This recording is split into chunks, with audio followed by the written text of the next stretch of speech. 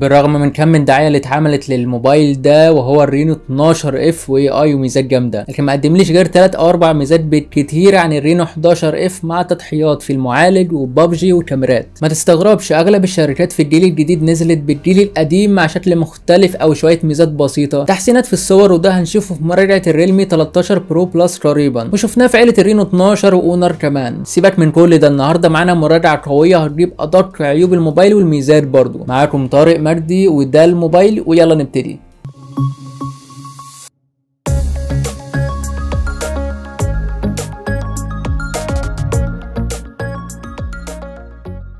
تعالوا سريعا نفتح العلبه. بصراحه انا عجبني الالوان دي بس مش اكتر، لكن العلبه تقليديه ما فيهاش اي حاجه. سلو موشن بطيء. مش هتلاقي طبعا الموبايل عشان هو معايا كده كده يعني بديهيا. بلاستيك كويس. اول حاجه هتقابلك الكيس ده، نشوف فيه ايه. اول حاجه هتلاقي دبوس السيم كارد على شكل وجه مبتسم. حلو، الجراب ده حلو بصراحه. بص فيه تطليعات كده جامده جدا، بتعمل شكل حلو جدا للموبايل، والجراب كويس جدا مش بيتقطع. وبص انا بهدل ما فيهوش حاجه اهو، كويس جدا. طب تعالوا نجربها مع الموبايل. شكله جامد جدا بصراحه. تلاقي كمان الشاحن ال 45 واط، واخر حاجه هتلاقيها وصله الشحن. بس كده العلبه فاضيه. فمن العلبه تعالوا ننتقل للاداء. كتجربه واداء ما عنديش اعتراض عليه، لكن ما قدمش اي جديد ولا حتى نزلوا بسوفت وير اجدد. كانك اشتريت الرينو 11 اف مع نفس التردد ال 120 هرتز، سريع وسلس في الحركه بدون اي لاج، والتنقل بين التطبيقات سريع. هتلاحظوا بس انه تقيل في تطبيق الانستجرام وجهات الاتصال والرسائل، بيبقى تقيل شويه في الفتح. والطبيعي في كل جيل جديد ننزل بمعالج اعلى، فهم عملوا كده بس تحت. بدل الدايمنسيتي 7050 في الرينو 11 اف نزلوا بالدايمنسيتي 6300 للنسخه ال 5G، وسناب دراجون 685 لنسخه ال 4G. حد يفهمني ليه؟ من التجربه اللي ما فيهاش اي تطوير ننتقل للالعاب، فهو بيقدم لي تجربه العاب اقل في بابجي مع 40 فريم بس على سموث بالانسد، وال 30 فريم على HD، ومفيش HDR. الفريمات ثابته بين 38 ل 39 فريم. اوقات هتحس بلاك في الحركه مش بيحصل كتير، لكن بحسه اكتر في الحركه السريعه. ولو مش عارف، في الرينو 11 اف كان بينزل ب 60 فريم والناس كانت معترضه عليه، ونزل مع نظام تبريد افضل حسب كلام اوبو، ولما جربته فعلا حرارته كانت مقبوله جدا وانت بتلعب. حتى لو انت حاطط الجراب برضو مش هتتضايق من السخونه ابدا. في ميزه حلوه ان صوته بقى ستيريو مع سماعتين وداعمين للصوت المحيطي. هو جميل وواضح، لكن صوته واطي شويه هتلاحظه من اول تجربه استخدام. وهتحس في الاغاني بصوت البيس خفيف اللي هو الخبطات. في ميزه انك تقدر ترفع الصوت 3 اضعاف بس بتسمع صوت تليفون ارضي حرفيا، ما انصحكش بيه. ومن تجربه الصوت ننتقل للشاشه. قدمت لي نفس تجربه الجيل القديم مع حواف اكبر من الرينو 11 اف، باينه اكتر من فوق وتحت. هي اموليد مع مليار لون مقاس 667 انش، والجوده الفول اتش دي بلس. مفيش اي جديد غير السطوع ب 2100 شمعه، وده كويس جدا، وتقدر تشوف في ضوء الشمس كويس. وعمل لك طبقه حمايه جديده محتاجه حفظ شويه، ركز معايا. الشاي جلاس اي جي سي دي تي ستار 2. مش عارف بصراحه ما خدوا كام شهر عشان يكونوا الاسم ده، صعب تحفظه اصلا. هي مقاومه للصدمات وتستحمل معاك كويس جدا. التطوير حلو برضو. ومن بين كل ده عندك نوعين الوان، الطبيعيه مع الوان هاديه ومريحه، وفيفيد مع الوان زاهيه جدا بيحبوها مستخدمي السامسونج اكتر. ومن الشاشه ننتقل للتصميم. صراحه عجبني اللون ده اكتر مع تدرج الوان من الابيض للبرتقالي. هو بلاستيك نظيف على فكره، ويستحمل معاك توقعه وتخبطه وتحطه تحت عربيه مش هيقولك لا. وعجبني اكتر الرسمه دي، تحسها امواج بتتحرك مع حركه الموبايل، مش بيبصم بسهوله. حركه تحترم منهم. هو تقريبا زي ما قلت انهم بيهتموا بالتصميم اكتر من المواصفات. فانت معاك هنا دايره كاميرات فيها سر، مش لانها 3 كاميرات وفلاش، لا لا. بص كده بتنور، حركه حلوه جدا منهم، وليها استخدامات كتير زي الشحن، المكالمات، الاشعارات، لون ثابت. والالعاب والاغاني درجات لون. اول ما تفتح اللعبه بتنور كام ثانيه وتطفي، ولكن في الاغاني بتفضل شغاله مع الاغنيه. وعملوا الفريم بلاستيك وعملي وكل حاجه، لكن ما تفكرش تمسكه، بيبصم من اقل حركه. وممكن تضايق شويه من مسرته والحواف، بس الافضل تشيله في الجراب، هيساعدك تلعب افضل. مع وزن اعلى شويه 187 جرام مقابل 11 اف كان 177 جرام، فتحس فعلا بفرق وزن بينهم مع الماسكه. وما ينفعش ننزل زي الجيل القديم، لا لا لا، لازم ننزل اقل منه في مقاومه الميه. بدل ما كانت اي بي 65 بقت اي بي 64. ومفيش اي ار بلاستر خاصيه الريموت. الموقع منزله انه فيه، معرفش جابوها منين. انت بس اللي معاك سماعه ومايك من فوق، ومن تحت معاك مدخل الشحن تقدر تركب له شريحتين نانو. النسخه دي بتدعم 5G، وفي نسخه اقل بتنزل 4G، خلي بالك. وصراحه تجربه المكالمات فيه حلوه، وعازل الدوشه كويس، والصوت واضح، مش هتواجه مشكله فيه. تقدر كمان تركب له كارت ميموري لحد 1 تيرا مكان الشريحه الثانيه، مع دعم الواي فاي 6 بلوتوث 5 و3، وداعم بشكل كامل NFC.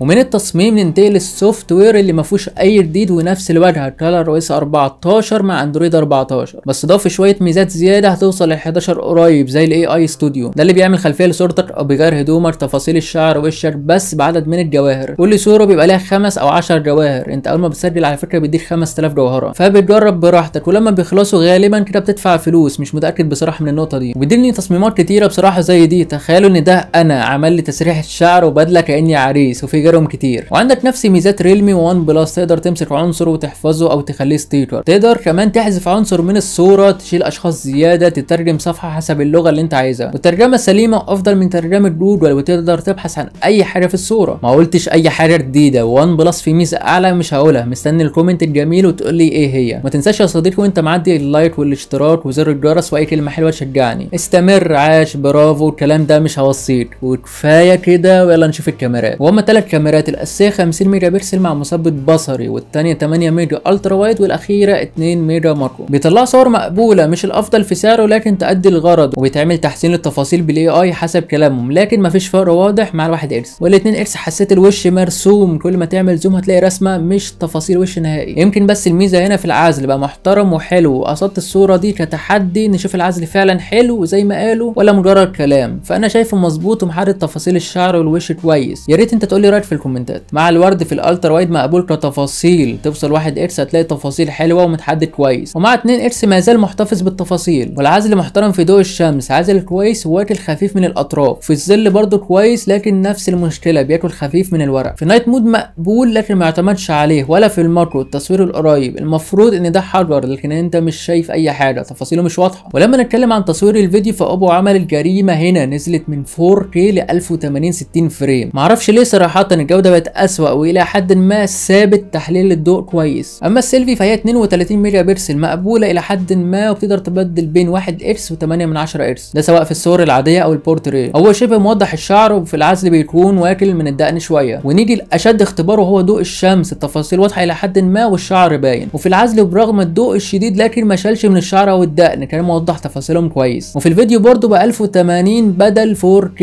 مش عارف ليه بصراحه. وفي النقطه دي تحديدا هسيبك انت تحكم بنفسك. ده تصوير فيديو 1080 30 فريم بالاوبو رينو 12 اف. نشوف ضوء الشمس.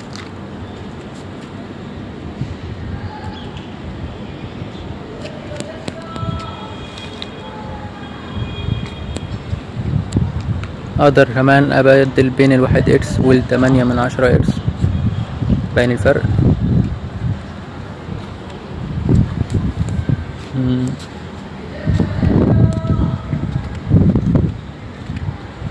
ايه رأيكم في المثبت البصري؟ ايه رايك وشايفه كويس ولا لا بالنسبه لك؟ اكتب لي في الكومنتات. معاك ميزه يعتبر مفيده للبلوجر اكتر، تقدر تصور بالخلفيه والسيلفي مع بعض، حركه تحترم منهم مش جديده خلي بالك. ومن الكاميرات تعالوا ننتقل للبطاريه، فهي ممتازه بفرق واضح عن الرينو 11 اف. هي نفس ال 5000 ملي امبير لكن بتستمر فتره اطول في الاستخدام مع شحن اقل 45 واط. كانش عاجبك ال 67 نزلوا بال 45، انتوا بتعملوا معايا كده ليه مش عارف. الموبايل تقريبا بيشحن في ساعه وازيد شويه، فده كتير عليه، انت محتاج ساعه عشان تشحنه قبل ما تنزل الشغل، دي مشكله. اتمنى الجيل الجديد ما ينزلوش عن 45 هتسيبونا وسط المنافسين. ومن البطاريه تعالوا ننتقل للرامات اللي بتنزل باقل تردد حاليا 2133 ميجا هرتز بنوعين 8 و12 في ال 5G و8 بس في ال 4G خلي بالك. ومساحه التخزين من نوع UFS 2.2 الاقل من ال 11 اف خلي بالك. ومع نوعين برضه 256 و512 جيجا، وزي ما قلت في كارت ميموري بس غالبا مش هتحتاجه. ومش محتاج هنا الرام بلس او بالاسم التاني رام اكسبانسيشن. بتزود الرام من مساحه التخزين بس هتقل الموبايل جامد، هتحس انه تقيل جدا، فتحس اوقات ان هو بيعلق منك، فاقفلها حالا واقفل الموبايل وافتحه هيشتغل سريع. كلامي هنا على الموبايل ده او اي موبايل برام 8 فما فوق ركز. ومن مساحه التخزين تعالوا نشوف الموبايل ده يستاهل ولا لا. فباختصارا عجبني الوان الكاميرات والعزل وشويه السيلفي مع تحليل ضوء مقبول، ثبات الفيديو وانت بتتحرك، الشاشه جميله كالوان وتفاصيل، بطاريه مده استخدامها طويله، مقاومه ميه معيار IP64، مقاوم للصدمات بشكل كامل، سطوع اعلى، الرينج لايت جميل، تصميم الظهر مع اللون التليفون ده جميل جدا، الصوت حلو لكن واطي، مايكرو المكالمات بيعزل حلو، حرارته مقبوله لكن اوقات بيسخن لوحده. اللي ما عجبنيش ان الفريم لسه بلاستيك وبيبصم بسهوله. الشاشه ما فيهاش اي جديد غير سطوع اعلى مقاوم للصدمات. البروسيسور اقل من الرينو 11 اف مع 40 فريم ببجي بس. تردد الرام قليل. نوع مساحه التخزين اقل من الرينو 11 اف. تصوير الفيديو مش حلو. الحواف كبيره. الشاحن بقى 45 واط بس. اوقات بتلاقي فتح التطبيقات تقيل، متعب في الاستخدام الطويل. وبالرغم من كل ده فهو ما قدمليش ميزه اساسيه عن الجيل القديم غير سطوع اعلى، حمايه للشاشه والموبايل. فين المواصفات؟ فين التطوير؟ يعني هو اتعمل في التصميم بس. طب سعره عالي ليه؟ يعني ده نسخه 12 مع 256 جيجا بسعر 13300 حاليا بالجنيه المصري. طبعا انا لو عليا اجيب الرينو 11 اف افضل واستفيد بالميزات. صحيح هضحي بخامات افضل ومثبت بصر وسطوع اعلى، لكن معايا معالج اقوى 60 فريم ببجي، تصوير فيديو 4K اساسيه وسيلفي، وده يهمني اكتر. فشوف انت مين افضل لك. انا عن نفسي الرينو 12 اف ده لا. وما تنساش اكتب لي اي كلمه حلوه تقديرا للشغل الجامد ده، واللايك واشتراك والحاجات دي، وادعي لي القناه تكبر عشان ابتدي اوزع هدايا ومسابقات لايفات في شغل جامد هيتعمل ان شاء الله قريب. ولازم تنورنا الاربع منصات: الفيسبوك، اليوتيوب، الانستجرام، التيك توك، عشان نكون اسرع مع بعضينا، اكبر اكتر واكتر باذن الله. دمتم بافضل حال. سلام.